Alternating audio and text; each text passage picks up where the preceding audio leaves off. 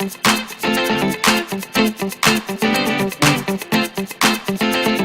happens, I think if I talk about the change over the last 50 years, I grew up but being told that little girls should be seen and not heard. That was said to me more often than I care to think about, and I'm pretty sure I've got some viewers who relate to that. Well, I always went against that, wasn't I? I was always seen, and you can know I was always heard, whether they wanted to hear from me or not. So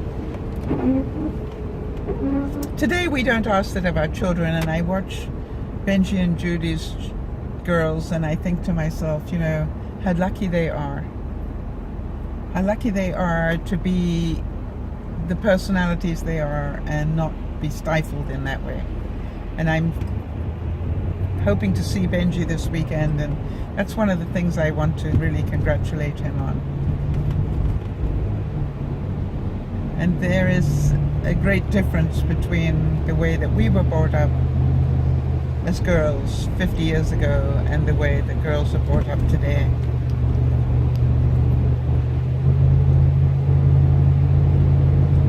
And that to me is magical. I'm pretty sure you all have seen that video of a father standing his child in front of the mirror and getting her to repeat every day, I am beautiful, I am talented, I am this, I am that. I protect myself, and you know, and he just got this whole litany of stuff that he's taught her to say, and they say it together every day. Well, imagine if we'd grown up with that. Wow. How different would our lives be, I wonder? Because it would be ingrained.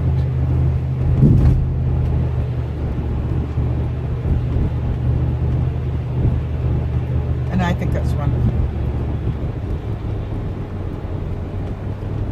But maybe some of you older viewers, older as in older, you know, we're taught that anyway. And I'd be really interested to hear if any of you were. Did any of you not grow up with little girls should be seen and not heard?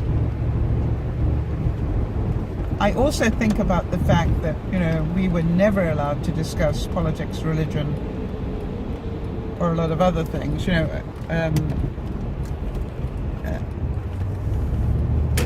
It's not socially acceptable, and yet, you know, the funny thing is, I think we're more educated because we can today. Now, there's still an awful lot of people who won't discuss politics or religion because it sets up barriers that don't need to be there, but that depends on how you talk about it. I think one of the things I love about doing DearMamaSal as a broadcast medium is that we get to discuss both sides. And that to me is really important, because how can you possibly make decisions unless you know both sides of the story? And so I'm listening, for example, to President Trump today talk about imposing the tariffs on steel and aluminum. For my British viewers, that would be aluminium as we know it. Anyway, what I totally get is the fact that that's very important to some of my viewers who live in Pennsylvania or wherever, and I understand that there have been some very unfair practices. So I get that. But I also understand that cancelling NAFTA or renegotiating NAFTA could be very detrimental to the US as well. You know, so to me, it's about both sides of that story. I get it, and somewhere in the middle, hopefully we will find a better answer.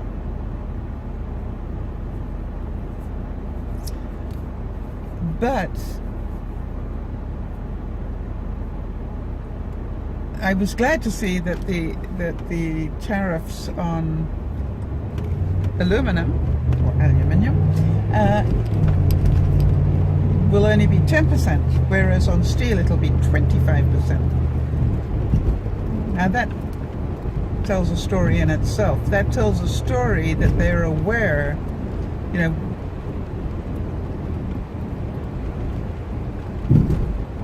of what's really going on. So we'll find out.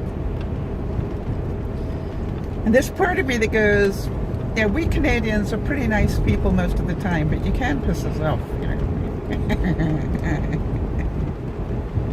We do have breaking points. And I'm pretty sure that the Canadian government has been ready for this one for some time.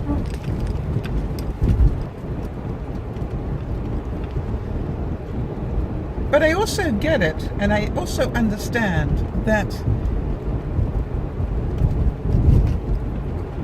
there's a huge disparity between, you know, I think I was hearing today that if the state sends a car to China, they have to pay 25% tariff on it going in. And if we bring in a Chinese car, it's 2.5. Now, obviously, yeah. And I think I have to agree with Mr. Trump that, you know, whatever you're charging us, we'll need to charge you. Or is that fair? I don't know.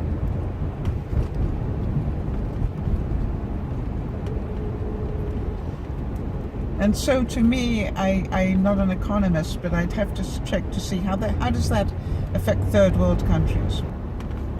So on this day of National Women's Day, and I believe it's Women's Month, somebody was telling me, how much has changed? Some.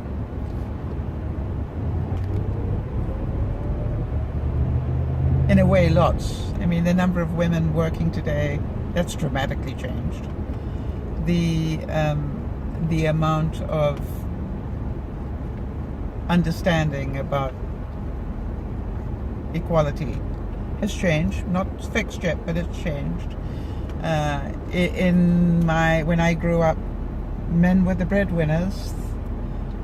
They went out to work and bring in the money, and then the wife was meant to do everything else.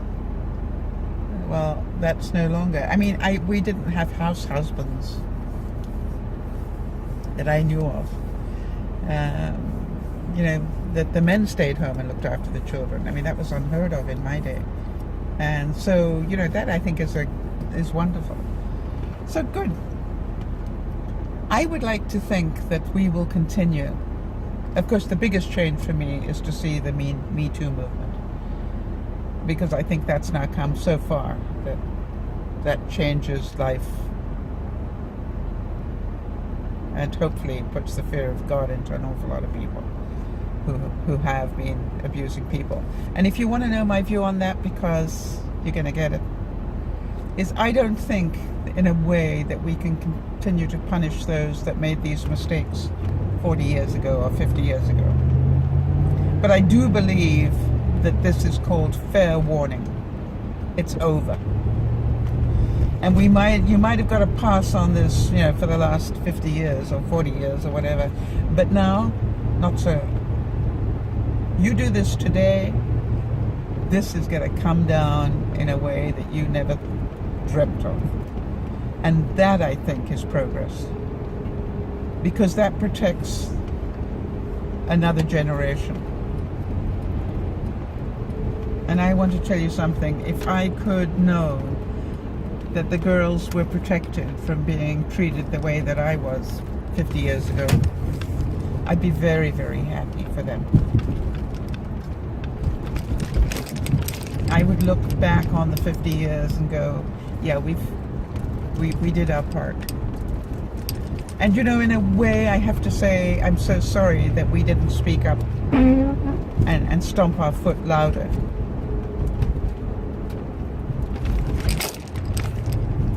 But I think all of you know that we were never heard. Some of us tried.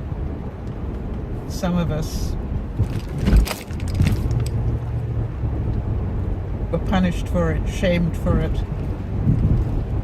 Some of us were just never listened to. And so, yeah, in 50 years, we've done well. All right, everybody. Let's make it even better for the next 50 years. And I pray, even though I'm pretty sure I won't be around, I pray that if I could talk to the young people of today 50 years from now, I'd be able to say, we did it. It took 100 years, but we did it. Wouldn't that be wonderful? This is DearMamaSal saying, I've lived a lifetime, or the best part of one. I've seen an awful lot of things come, and I've seen an awful lot of things go. I'm still happy and proud to be who I am. I'm still happy and proud of what I've achieved. And I am still able to make a difference.